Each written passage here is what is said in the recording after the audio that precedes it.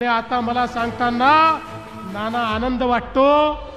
मागच्याच कॅबिनेट मध्ये आम्ही निर्णय केला, आता 2 लाख पर्यंतच्या कर्जाला कोणतंही तारण लागणार नाही, बिना तारणाचं कर्ज मिळेल आणि 15 लाखापर्यंत बिनव्याजी कर्ज आमच्या रामोशी तरुणांना त्या ठिकाणी देण्यात येईल।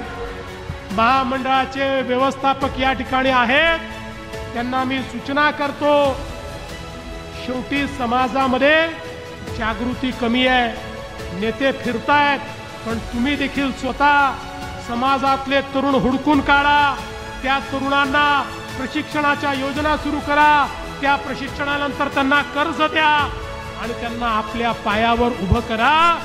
नोकऱ्या मागणारे नाही, नोकऱ्या देणारे रामोशी तरुण या महामंडळाच्या माध्यमातून आपल्याला घडवायचे आहेत।